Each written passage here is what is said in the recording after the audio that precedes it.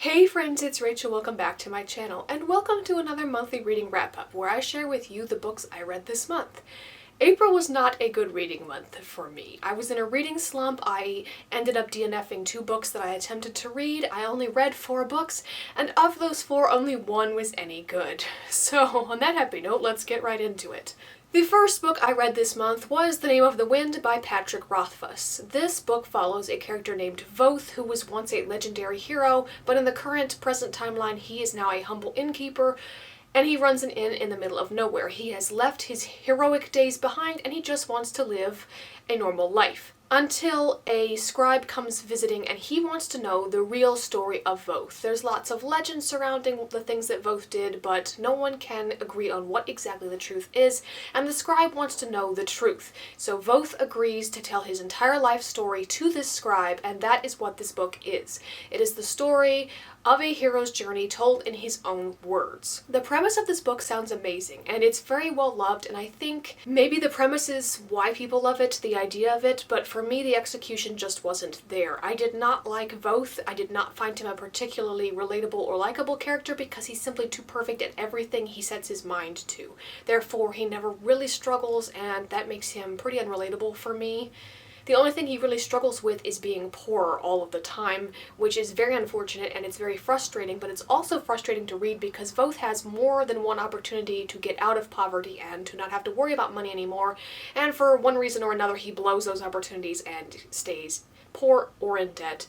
There are very few female characters in this book, and there's only one of them that I thought was any good, and that is Devi, and she's a very, very minor character. She's basically a loan shark, and she only exists in this book to serve as an obstacle to Voth because he is poor, and he has to go into debt with Devi in order to afford next year's tuition at a university. I thought Devi was an interesting character, and I'd like to see more of her, but we really don't ever get that. Also, because this book is part of a trilogy, the book doesn't really have an ending that was satisfying. I wanted to see more of Voth's supposed heroic exploits involving demons and something called the Chandrian, but we never get that. Instead, I thought the pacing was too slow and it bogs down in places that really aren't all that interesting to read about. Personally, I want to read about demons. Instead, we get Voth as a child doing various things instead. So if you're going to read this book, be aware that it doesn't end with book 1. There really isn't an ending because this is part of a trilogy, and as of the filming of this video, the 3rd book in the trilogy does not exist, and I personally, and probably many other people who know about this, doubt that this book will ever see the light of day, but that's a topic for another time.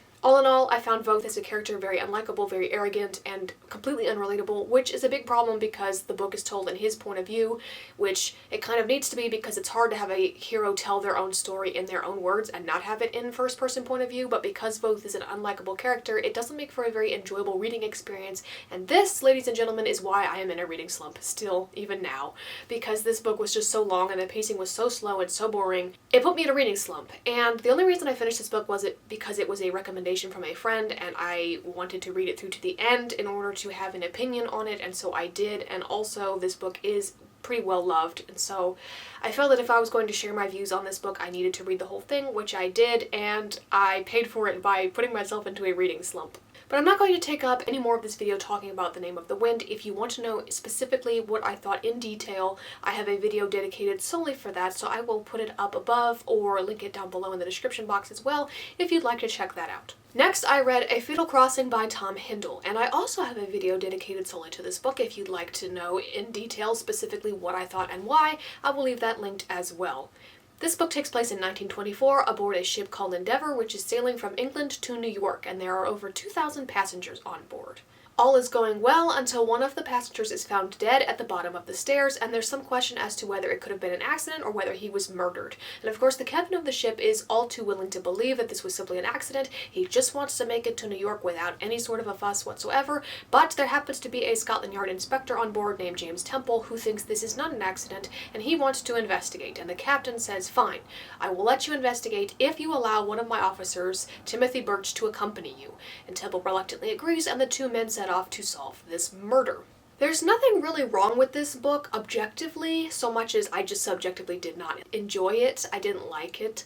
The writing can be a bit slow at times. I didn't find the characters to be particularly relatable, which can be a technical writing fault if you want to look at it that way, but that could also just be my opinion. Other people could read this and think that the characterization was perfectly fine and there's nothing wrong with the pacing. It is pretty long. It's over 400 pages long, and usually mysteries aren't this long, so I think the pacing could probably have been tightened up a bit more. But my big issue with this book wasn't any of that. It wasn't really the characterization or the pacing or even the lack of historical setting or atmosphere. I know some people wanted more of that and they felt like they didn't get it. My biggest issue with this book was a genre expectation that I have personally that I did not feel was fulfilled by this mystery, and I can't go into that without delving into spoilers. I'm not going to dedicate any more of this video to this book, so if you want to know specifically what I mean and what I thought of it, I again refer you to the video that I did on this book. Now we come to the only book I read this month that I did enjoy, and that is The Bone Houses by Emily Lloyd-Jones. And this book is a reread for me. I have read it before, and after I got into a reading slump with The Name of the Wind, and then I did not like A Fatal Crossing, I was like, I just need a book that I know I will enjoy for sure, and so I picked up The Bone Houses.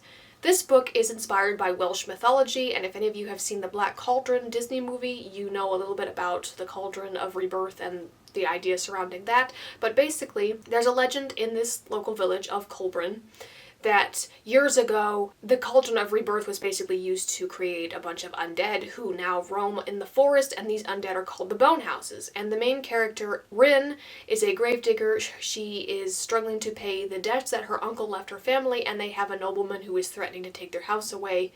Nobody is really using her gravedigger services because they burn the dead now rather than bury them, because they don't want them to come back as bone houses. And Rin is one of the few people who not only believes in bone houses, but is not afraid to go into the forest and take care of any bone houses that may try to wander out of the forest. In the past, they have stayed in the forest, but recently they have started coming out and threatening villagers, and Rin does not know why. In the midst of all of this, a map maker named Ellis comes to Colburn. He is trying to make a more accurate map of the village because the one he currently has is very bad, and it also leads to him getting lost. He is attacked by one of these bone houses, and Rin saves him, and because of her financial situation and the things that he needs personally as a map maker, he offers to pay her if she will agree to be his guide and take him into the mountains so that he can map them. And because she is the only one who's not afraid to go up there because of the bone houses, she agrees in order to pay off her debts. And along the way, they vow to uncover the truth behind the bone houses, why they're coming out of the forest, why they're attacking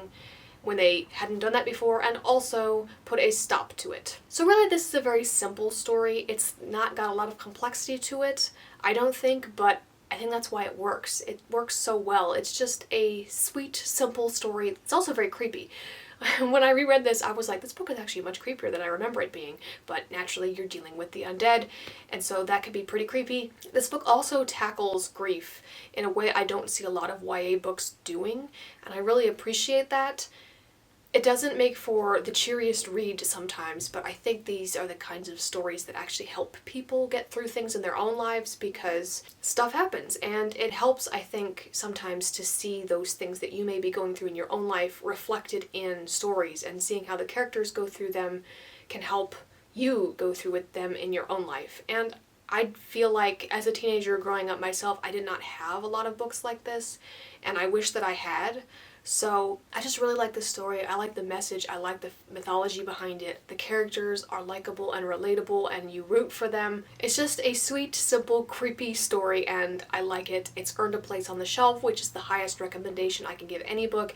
And after reading Fatal Crossing and then DNFing 2 books in a row, I just needed something that I knew I would enjoy, and I reached for this one. And now we come to the last book that I read this month, which I just finished about an hour ago, and that is The Ranger of Marzanna by John Skovron. This is the first in a trilogy, and it follows several main characters, actually. The Ranger of Marzanna is Sonia. A ranger is basically somebody who has been given special powers and training because of their allegiance to the goddess Marzanna. She is from Ismaros, which was conquered years ago by the Arium Empire, and she does not like the Empire having infiltrated her home. She sees the oppression that her fellow Ismarosians? The names in this book. She sees the suffering of her fellow people under the Empire, and she wants to free them and liberate them and kick the Empire out of Ismaros, but she cannot do that alone. So she travels to a neighboring kingdom that the Arium Empire really fears, and she wants to recruit their help to throw the Empire out of Ismaros. But there's just one problem, and that is that she has a brother who is a very gifted elemental magic user, and he happens to be fighting for the Empire. One thing that this book does that I really like reading is that there are multiple characters and we get their points of views. This isn't just all about Sonia, even though she is the titular ranger of Marzanna. We have lots of different characters, and that's usually really good. I think it helps you to relate to the characters and understand their motivations, but in this book I didn't think it was done very well, because a lot of the characters just come off as unrealistic, in my opinion. For example, Sonia does not feel like she belongs in this world. She has very casual slang ways of speaking, and in this world it's explained away as this is how peasants talk, and she doesn't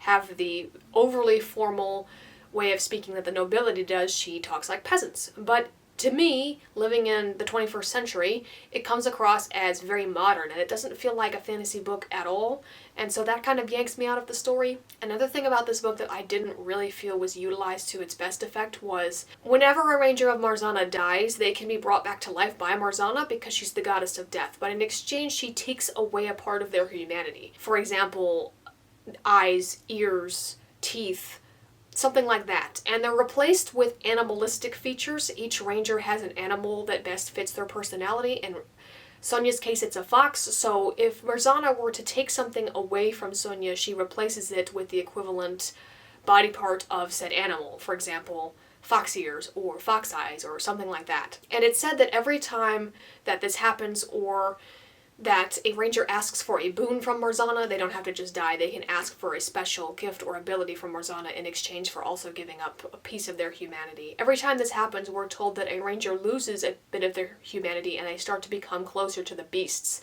that they now physically represent. And we see a little bit of that in this book, but I don't feel like it was ever fully utilized to its full extent. I don't think we see Sonia worry about it enough. Worry about, am I becoming more of an animal? Am I losing my humanity? I don't think we see her struggle with that quite enough. Another thing is that Sebastian, fighting for the Empire, uses his elemental magic in a very destructive way, and people die. And he's not really bothered by this as much as I would like. I think what the book is trying to do is show that he has this natural inclination and tendency to lean this way anyway, and so that's why he doesn't really struggle with it that much. He doesn't actually have that much of a moral compass, and what little he has quickly crumbles in the face of sheer power that he can exert over other people. So I think it's trying to paint him more as a dictator-like figure, but I think it would have been better if he'd wrestled with decisions a little bit more. Another thing I thought was odd is at the very beginning of the story, Sonia and Sebastian's father is murdered by the Empire because they ordered Sebastian to report to a garrison so that he could be basically sworn in as a member of the army. He's being drafted, as it were, and his father does not want that because he fears what the Empire will do using Sebastian's immense power. But his father is then murdered, and he is taken to the garrison anyway, and he basically, if he didn't join the army, they'd kill him, which, you know, it would make sense for him to agree and play along and be like, sure, I'll join the army, because he doesn't want to die. And he also doesn't want his mother to be killed either, the way his father was. But he doesn't really think about his father that much, or the loss of it. Instead of saying, yes, I'll play along because I'll die if I don't, it's basically, well, I was never that close to my father anyway, and I really want to use my elemental power, so yeah, I'll join.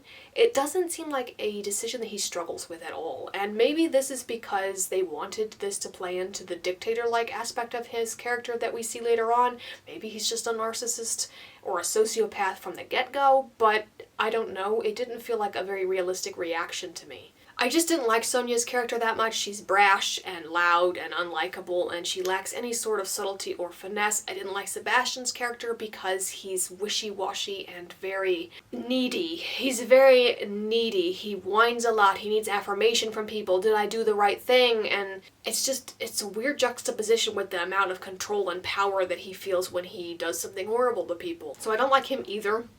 There was a weird sex scene thrown in here between Sebastian's and Sonia's mother and a valet that she hires who's much younger than her. I don't know why that was put in here. It never comes up again. It literally never. And I don't know why it was put in here, but it just comes across as kind of gross because she's at least double this valet's age, and, you know, I don't know. The way it was written, it's just pretty weird, and I don't see why it's in here because, again, it never comes up again. Another thing I didn't like about this book was it's based on real life, and I'm not a fan when fantasy wants to go historical fantasy but without using actual historical stuff. Like, it's basically historical fantasy, but they've changed all of the names because why not? So basically Izmaros is based on Poland, if I understand correctly. The Arium Empire is Italy, Romans specifically, and then the allies that Sonia recruits to help fight the Arium Empire, whose name I'm not going to try to pronounce because I would just butcher it, they're clearly based on Scottish clans. So that takes away from the feeling of being immersed in a fantasy world for me as well. I don't like when things are so blatantly based off of real life influences. There's nothing wrong with being inspired by real life. Obviously we live there, we live on Earth, so naturally we'd get inspiration from that. But when it's so obvious, I just don't care for it, and I've heard other people say the same thing. There's another place, again, I'm not going to try to pronounce it, where the character Jorge is from. I would butcher the name if I tried to say it, but clearly that's based on Latin America or in Latino culture. There's some weird messaging, and I don't know, there's some weird messaging thrown in here about what I believe to be Catholicism. I don't know. It kind of makes it sound like Jorge is from a conservative Catholic culture, which, if I understand correctly, I think Latin American culture is pretty Catholic, and weirdly this book just kind of bashes that for some reason. Like, I don't like when books feel the need to religion bash or political bash, but that's my personal opinion. You can feel differently, and the great thing about writing is that people can write whatever they want. Clearly this author did that. Good on him for doing that, but it's also not going to appeal to every reader, and as a reader, this didn't appeal to me. So there you have it. Those are the books that I read during the month of April and what I thought of them. Hopefully May will be better. I feel like I say this every time I film one of these videos, but hopefully May will be better. I want to read a lot of fantasy right now, and fantasy is just a genre that's really messy, and there's not a lot of good fantasy out there, I don't think. I think it's pretty oversaturated and most of it's not that good. So that tends to be why I read a lot of historical fiction, because while that can easily be not that good either, it seems to be less flaky than fantasy right now. But hopefully May will be better. We will see, and I will let you know. Thank you for watching this video. If you enjoyed, feel free to leave a like, comment, and subscribe so you don't miss out on any future content.